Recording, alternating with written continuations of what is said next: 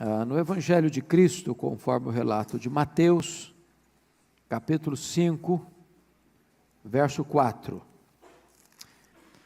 está escrito: bem-aventurados os que choram, porque serão consolados. Vamos repetir todos? Bem-aventurados os que choram, porque serão consolados. Amém. Eu quero conversar com você sobre o tema: o choro que deságua em alegria eterna. O choro que deságua em alegria eterna. Nós poderíamos afirmar sem nenhum problema que esta bem-aventurança é o maior paradoxo do cristianismo, porque literalmente seria: felizes os infelizes. Que espécie de tristeza é esta que pode produzir a maior felicidade? A palavra que Jesus usa aqui, bem-aventurados os que choram, para definir a palavra choro, a palavra pantotes, significa lamentar, prantear pelo morto. É o choro do luto, é o choro doído, é o choro profundo, é o choro que não é epidérmico, raso. Aliás, esta palavra, na língua original, na língua grega, é o termo mais forte que o grego tem para descrever dor e sofrimento. Para vocês terem uma ideia, a Septuaginta, que é a tradução do Velho Testamento para a língua grega, usa esta palavra aqui exatamente para definir, lá em Gênesis 37, 34, a dor de Jacó, quando ele recebe o manto de seu filho José rasgado, e na cabeça dele José tinha sido devorado por uma besta fera, e ele rasga a sua roupa, ele se cobre de pó, e ele pranteia por muitos dias seu filho. É essa dor aqui, é essa tristeza aqui, que o texto está querendo nos dizer. Bem-aventurados os que choram, porque serão consolados. Agora, é preciso ficar claro que nem todos os que choram são felizes, e nem todos os que choram serão consolados. Então Jesus não está fazendo uma apologia ao choro, Jesus não está fazendo uma apologia à tristeza, ele está falando de um tipo de choro, e ele está falando de um tipo certo também de consolação. Por que nós choramos hoje? Que motivos nos fazem chorar hoje? Por exemplo, choramos pelo luto de alguém que nós amamos, choramos de dor física, choramos pela decepção, choramos pelo desespero, choramos de saudade, choramos de comiseração e compaixão por alguém, choramos de solidão, choramos pela depressão, choramos por amor. São muitas as causas que nos levam às lágrimas, mas aqui Jesus está tratando de um tipo de choro. Então aqui Jesus faz uma declaração: felizes, bem-aventurados os que choram. E ele faz uma promessa: bem-aventurados os que choram, porque serão consolados. Então vamos tratar desse assunto. Em primeiro lugar, o que é que esse choro não significa? Primeiro, não é um choro carnal. O que significa isso? Tem muita gente que chora a perda de alguma coisa material. Perdeu um bem financeiro, perdeu um objeto, perdeu uma propriedade, perdeu um carro, perdeu algo. Mas nunca chora, por exemplo, pela perda da pureza. Irmãos, todos nós pecamos. A pergunta é: ficamos tristes a ponto de chorar, um choro doído, porque pecamos?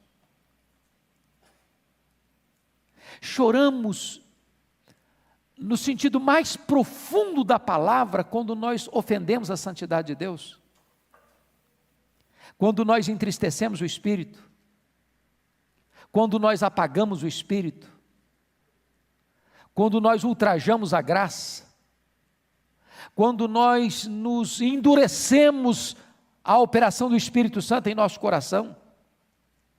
Choramos assim pela dureza do nosso coração, pela nossa superficialidade espiritual. Choramos assim quando nós transgredimos os mandamentos de Deus, quando nós deixamos de usar os meios de graça que Deus estabeleceu para vivermos uma vida piedosa. Essa é a grande questão aqui. Se você parar para perceber, o choro carnal é aquele que talvez Aminon teve, quando de uma maneira doentia se apaixona pela sua irmã Tamar, não podendo possuí-la. Esse é um choro carnal. É o choro de Faraó por ter feito bem, libertado o povo de Israel, e ele se arrependeu do seu arrependimento e vai persegui-lo. Esse é um choro carnal. Segundo, o que esse choro não significa? Não é o choro do remorso e do desespero. Pensa comigo em Judas Iscariotes. Ele reconheceu o erro dele? Reconheceu. Ele confessou o pecado dele? Confessou. Ele devolveu as 30 moedas de prata que recebeu para trair a Jesus? Devolveu. Ele fez uma defesa daquele a quem ele traiu, dizendo que ele era inocente? Fez. Judas deu muito mais passos do que muitos ainda dão hoje. Mas a tristeza dele não foi, na verdade, uma tristeza plena de arrependimento. Ele chorou muito mais pelas consequências do seu pecado do que chorou pelo seu pecado. Então não é esse tipo de choro. Terceiro, não é o choro de medo das consequências do que eu faço, porque às vezes nós choramos como aquele ladrão que é pego com a mão na botija. Ele chorou, não porque estava roubando, chorou porque a polícia o pegou, roubando. Isso não é o choro do arrependimento. Quando você vê Davi sendo confrontado pelo profeta Natã, ele não orou assim, ele não disse assim, o meu pecado está sempre diante de mim, foi o que ele disse. Ele disse, a espada está sempre diante de mim, o juízo de Deus está sempre diante de mim. Ele diz, o meu pecado está sempre diante de mim. Pequei contra Deus, pequei contra ti somente. É esta consciência de que o pecado é maligníssimo, é que nos leva a este choro que desemboca numa consolação eterna. Terceiro, no quarto lugar, não é o choro teatral. Lembra dos fariseus? Quando eles se mostravam contristados e desfiguravam a face com o fim de parecer aos homens que jejuavam. Os olhos estavam molhados, mas o coração estava completamente seco. Então não é o choro do teatro, não é o choro cênico, não é o choro para impressionar as pessoas, não é o choro que visa convencer as pessoas à nossa volta de que somos espirituais. Esse não é o choro de que Jesus está tratando aqui nesse texto. Então, vamos ver que choro é. O que esse choro significa? Primeiro, esse choro precisa ser um choro espontâneo. Lembra daquela mulher pecadora que se prostra aos pés de Jesus e chora sobre os pés de Jesus e depois enxuga os pés de Jesus com seus cabelos?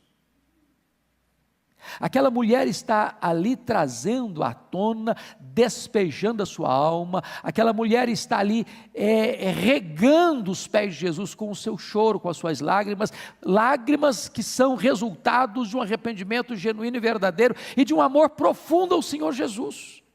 Esse é o choro. É aquele choro que não é por constrangimento, mas é um choro que emana de um coração arrependido, ou ao mesmo tempo, um choro que produz, que é produto de uma gratidão profunda pelo amor de Deus a nós pecadores. Mais ainda, que choro é esse? Este é um choro que chamaríamos de um choro espiritual. Nós devemos chorar pelo pecado. Por quê? Porque o pecado é um ato de hostilidade contra Deus. A nossa geração, irmãos, está vivendo uma espécie de anestesiamento espiritual. Nós estamos vivendo uma geração que diz que, bom, mas nada tem nada a ver. Todo mundo faz. Isso é comum, isso é natural. Os tempos mudaram. Isso aí não é problema. Nós já incorporamos isso. E de repente nós vamos criando mecanismos de autoconvencimento de que aquilo que nós estamos fazendo não é pecado mais. Nós já fazemos e não sentimos culpa mais. Nós já praticamos e a dor da consciência não vem mais. Não é porque o pecado não existe, é porque aquela seta que fere lá na consciência já está rumbuda. Já criamos um casco no nosso coração, como couro de jacaré, e agora não sentimos mais nada. Então preste bem atenção, nós precisamos entender que o pecado ofende e resiste o Espírito Santo de Deus. Mais ainda, devemos chorar pelo pecado, porque ele é um ato de consumada ingratidão a Deus. Deus enviou-nos o seu Filho para nos livrar do pecado, e quando nós amamos o pecado, nós estamos demonstrando uma total e profunda ingratidão a este amor de Deus. O pecado contra o amor de Deus, deixa eu dizer uma coisa soleníssima para vocês aqui. O pecado contra o amor de Deus é pior do que o pecado dos demônios. Sabem por quê? Porque os demônios nunca foram alvos da graça de Deus. E nós, não obstante sermos objetos da graça de Deus, nós ainda nos rebelamos contra Deus e conscientemente e deliberadamente pecamos contra Ele. Este é um pecado de ingratidão. Pecamos contra aquele que morreu por nós, pecamos contra aquele que habita em nós. Terceiro, devemos chorar pelo pecado, porque o pecado, irmãos, nos priva das coisas mais excelentes do que o pecado nos livra. O pecado nos livra do maior bem, que é a comunhão com Deus. Amados, não é verdade isso? Quando é que você está bem? É quando você está em comunhão com Deus. Quando você peca, o que acontece? Há uma tristeza, há uma angústia, há um pesar. A primeira coisa que você nota imediatamente é que a sua intimidade com Deus foi o quê? Interrompida. Mas preste bem atenção, quando pecamos, não é apenas a paz que vai embora, quando nós pecamos é o próprio Deus que vai embora. Não há comunhão entre Deus e o nosso pecado. Então o pecado, na verdade, ele é maligníssimo, porque o pecado nos priva da intimidade com Deus, e é só na presença de Deus que tem delícias, e é só na presença de Deus que tem plenitude de vida, e é só na presença de Deus que nós desfrutamos da vida maiúscula e superlativa, a vida que Ele preparou para nós, a vida abundante. Deve ser, portanto, o choro aqui, o choro pelo nosso pecado. Vou dizer outra coisa soleníssima aqui para você. O pecado nos faz, não só pior do que o pecado dos demônios, não. O pecado nos faz pior do que uma serpente. Pensa numa serpente comigo. O que a serpente tem dentro dela? Veneno. Quem botou o veneno nela? Deus. O veneno dela pode ser remédio. Mas o pecado é um veneno que foi botado dentro de nós, não foi por Deus, pelo próprio diabo. Então preste bem atenção nisso. Quando Ananias vendeu uma propriedade, entregou o valor aos apóstolos e mentiu sobre o valor, dizendo que estava entregando tudo, quando estava entregando apenas uma parte, Pedro confrontou nesses termos Ananias: porque Satanás encheu o seu coração para você mentir ao Espírito Santo? Amados irmãos, o pecado é tão mau, é tão maligníssimo, que ele nos torna piores do que serpentes. No dia 18 de outubro de 1740, um dos homens mais piedosos da história da humanidade, o missionário David Brainerd, escreveu em seu diário assim: em minhas devoções matinais, minha alma desfez-se em lágrimas, e chorou amargamente por causa da minha extrema maldade e vileza. Sabe qual a conclusão que eu chego? A nossa falta de consciência de pecado, ou de convencimento de pecado, não é porque nós não estamos pecando, é porque nós estamos muito longe daquele que é a luz. E quando você se afasta da luz, você não vê nenhuma mácula em você. Quanto mais você se aproxima da luz, mais você tem consciência que é pecador. Quanto mais santo você é, mais você chora pelo seu pecado. Quanto mais perto de Deus você está, mais convencido você é de que você é pecador. Quanto mais intimidade com Deus, mais consciência você tem da vileza do seu coração. Então, na verdade, o que nós precisamos é pedir que Deus nos dê o dom das lágrimas, para que Deus nos perdoe por não chorar pelos nossos pecados. Esse choro pelo pecado, amados irmãos, deve ser um choro de quebrantamento. Sabe por quê? Às vezes um coração duro, insensível, que na linguagem bíblica é também dura cerviz, pescoço duro, que não se inclina, Deus fala e você não escuta, Deus exorta e você não obedece, Deus corrige e você não se acerta, Deus fala de novo e você teima, e Deus torna a falar e você não quer ouvir.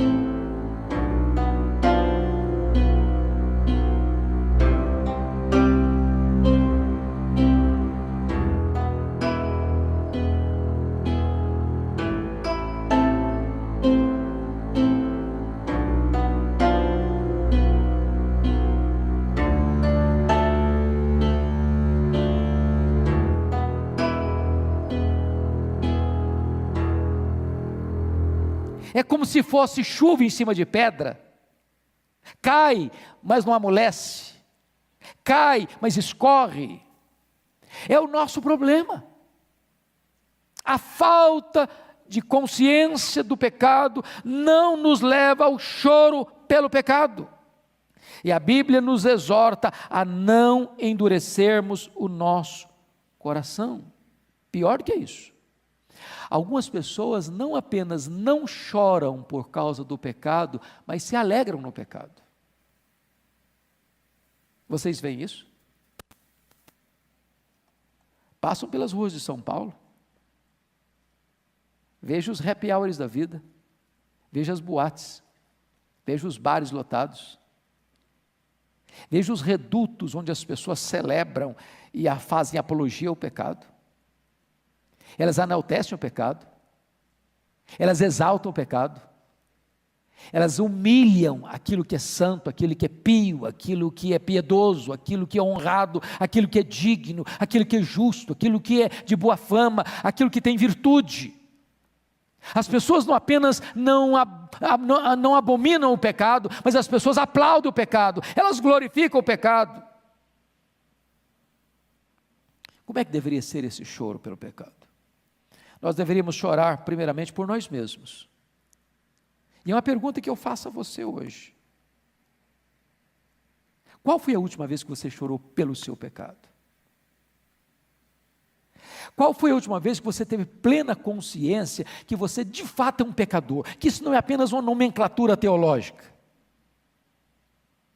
Qual foi a última vez que você registrou num diário, como aquele homem impiedoso, David Braden registrou: eu estou espantado com a vileza do meu coração. Deixa eu perguntar uma coisa para você. Você já ficou escandalizado com você mesmo?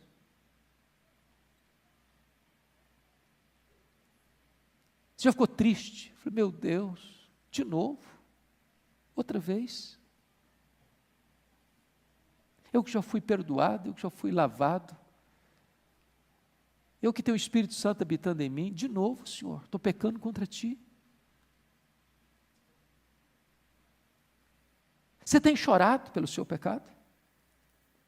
Mas a Bíblia nos ensina a dar um passo além, não só a chorar pelo seu pecado, mas também chorar pelo pecado dos outros.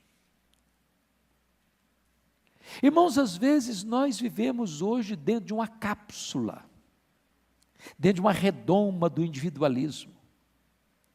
Nós vivemos hoje a realidade do egoísmo crônico, onde eu vivo a minha vida e não quero nem saber da vida dos outros.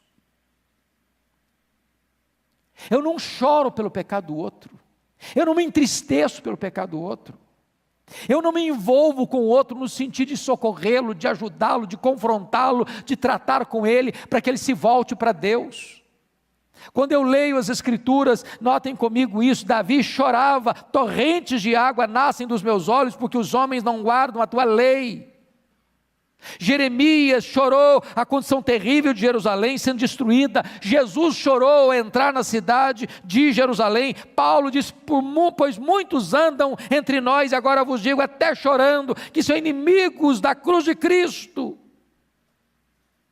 Como nós não deveríamos chorar, irmãos, pelas blasfêmias que são cometidas neste país, pela afronta ao Deus Todo-Poderoso, pela substituição do Deus único, vive verdadeiro santo, santo, santo, por ídolos abomináveis. O nosso coração está seco demais, os nossos olhos estão enxutos demais, e Jesus está nos ensinando: bem-aventurados os que choram, porque serão consolados. Quais deveriam ser os motivos que nos levam às lágrimas? Primeiro, o choro pelo pecado é o melhor uso das lágrimas. Se você e eu chorarmos apenas pelos dramas da vida ou as perdas de coisas, nós estaremos desperdiçando as nossas lágrimas. Isso é chuva sobre a rocha. Segundo, O choro pelo pecado é uma evidência da graça de Deus. Assim como, de uma forma natural, quando uma criança nasce, o sinal de que ela nasceu com saúde é que ela chora. O sinal de um novo nascimento é o choro pelo pecado. Se nós não virmos isso na igreja, irmãos, choro pelo pecado, está faltando talvez novo nascimento.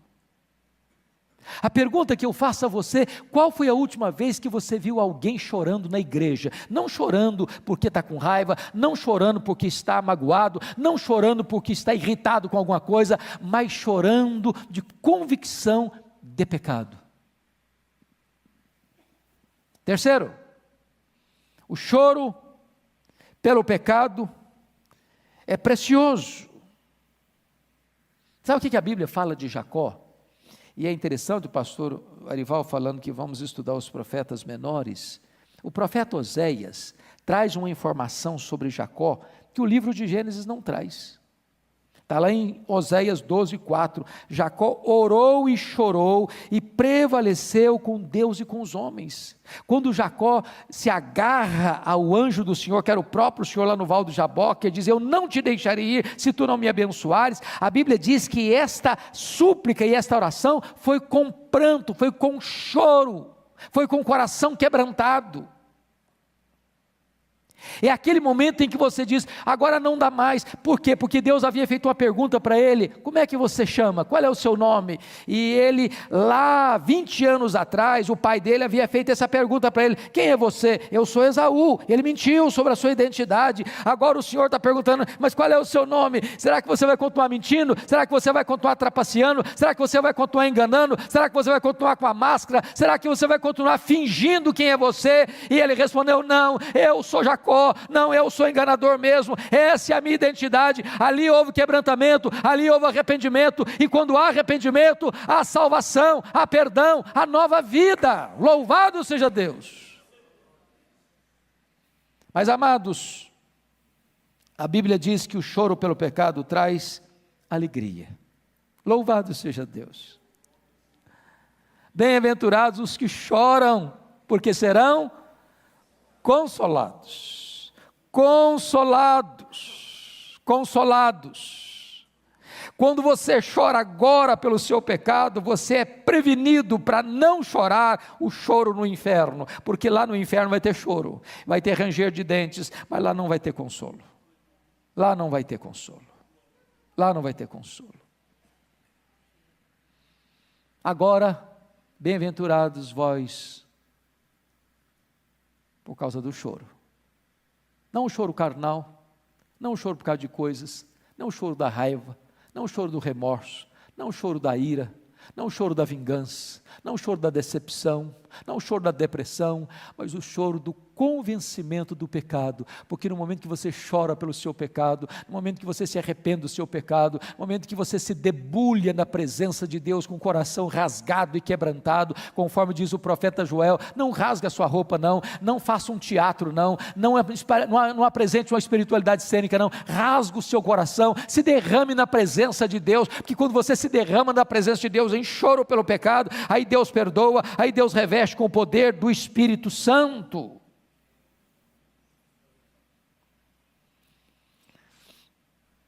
O choro pelo pecado, ele é temporal e ele é finito. O choro pode durar até uma noite inteira, mas a alegria é pela manhã. Para onde nós estamos indo? Deus vai enxugar dos nossos olhos toda lágrima. A hora de chorar é agora. Chorar pelos nossos pecados. E eu quero concluir com o último ponto. Qual é o conforto oferecido aos que choram esse choro? Primeiro, o choro precede o conforto, assim como a limpeza da ferida precede a cura. Olha como Deus age de maneira diferente do diabo. A Bíblia diz que Deus dá o melhor vinho no fim, o diabo dá o melhor vinho no começo. O diabo chega para você com a bandeja de prazeres e diz: experimente, é bom, é gostoso, vai dar prazer. Você merece, você precisa. É seu, usufrua. Vai. É seu, agora. Experimente. E essa taça transborda. E o vinho do pecado é doce ao paladar. Dá muito prazer. É o sexo. É o dinheiro. É o sucesso. É a aventura. É algo que clama aos poros do seu corpo, que mexe com as suas emoções, que faz gritar dentro de você suas paixões. E o diabo diz: isso é bom, isso é gostoso, isso vai dar prazer, você merece isso, você precisa disso, é agora, é seu, usufrua. E depois que você engole essa isca, ele suga o seu vigor, ele destrói a sua alegria, ele destrói a sua paz, ele oprime você com a culpa, ele arrebenta você com medo, ele bota você debaixo das suas botas, e ele oferece para você um caldo venenoso, com gosto de enxofre. E então as lágrimas vêm, a culpa vem, o medo vem, o desespero vem, a morte vem. Mas o bom vinho Deus oferece depois. Agora é choro, agora é arrependimento, agora é renúncia. Mas quando você chora pelo seu pecado, Ele oferece a você o bom vinho do consolo, da paz, da alegria, do prazer, da comunhão, da vida eterna. E Ele leva você para onde não tem mais lágrima, onde Ele vai enxugar dos seus olhos toda a lágrima. Bendito seja Deus. As lágrimas do arrependimento não são lágrimas perdidas, mas são sementes de conforto. Sementes de conforto. Quando nós estudamos as histórias de avivamento, e é um assunto que mexe muito com o coração da gente, uma das marcas dos avivamentos foram exatamente essas marcas, irmãos. A igreja está caminhando normalmente, as coisas estão acontecendo, os cultos acontecendo, a agenda da igreja se desenrolando, mas quando chega um avivamento, de repente, num culto público, as pessoas começam a chorar.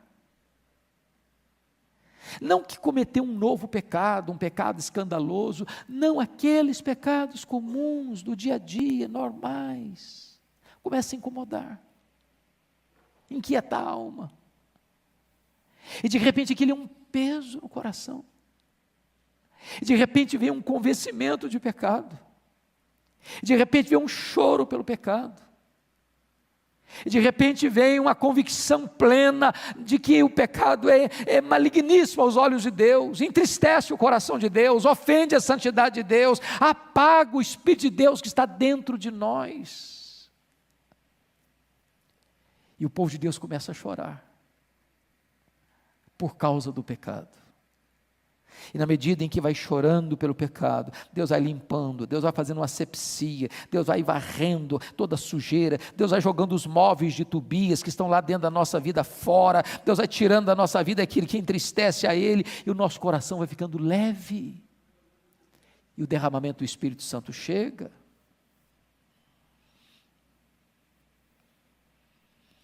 Amados irmãos, eu gostaria que nós pensássemos finalmente que a promessa de Jesus é essa: bem-aventurados os que choram, porque serão consolados.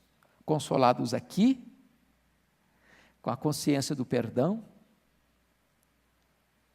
mas consolados supremamente no céu, para onde nós iremos, onde nós estaremos para sempre com Ele, no melhor lugar, com as melhores companhias, com a melhor música, numa comunhão tão grande que nunca vai acabar.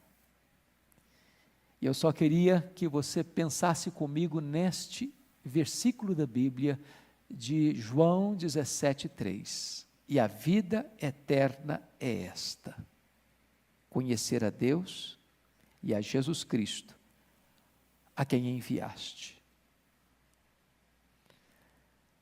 Deus é eterno, é infinito, é imenso, é imutável. Deus é inesgotável em seu ser. Deus é puro, límpido, santo, Ele é luz. E nós vamos conhecê-lo no sentido de comunhão, de intimidade com Ele, de deleite nele, de prazer nele. Como disse segunda-feira passada, o cristianismo é a religião da felicidade. Eu, durante muitos anos, pastor Arival, escutei na igreja a seguinte frase: o propósito de Deus na nossa vida não é sermos felizes, é sermos santos. Esse negócio nunca desceu direito, não desceu direito. Eu entendo que o propósito de Deus para nós é sermos santos, sede santos porque eu sou santo. Mas eu nunca entendi direito esse negócio que o projeto de Deus para a nossa vida não é sermos felizes. Fui estudar um pouco mais. Como disse segunda passada, quem melhor entendeu isso foram os nossos irmãos puritanos, lá do século XVII. E eles fizeram uma pergunta fundamental: qual é o fim principal do homem? E eles responderam assim: o fim principal do homem é glorificar a Deus e gozá-lo para sempre. Então não é verdade que o projeto de Deus na sua vida não é fazer você feliz. O projeto de Deus na sua vida é fazer você supremamente feliz, maiusculamente feliz, eternamente feliz. Porque Deus criou você com um propósito: você conhecê-lo, você amá-lo, você fruí-lo, você glorificá-lo, e é na presença de Deus que tem plenitude de alegria. Você vai desfrutar dessa alegria por toda a eternidade. Depois de 1 bilhão de anos que você estiver lá no céu, você ainda vai estar conhecendo a Deus. Depois de 1 trilhão de anos que você estiver lá no céu, você ainda vai estar conhecendo a Deus. Nunca haverá um momento na eternidade em que você possa dizer: já conheço tudo de Deus, não tem mais nada para conhecer, porque Deus é inesgotável em seu ser, e você vai estar bebendo desta fonte, você vai estar usufruindo desta fonte eterna, inesgotável do conhecimento de Deus, desfrutando desta alegria indizível e cheia de glória, sem nenhuma tristeza, sem nenhuma dor, sem nenhuma lágrima. Vamos ficar em pé? E vamos repetir essa bem-aventurança? Vamos juntos? Bem-aventurados os que choram, porque serão consolados. Amém.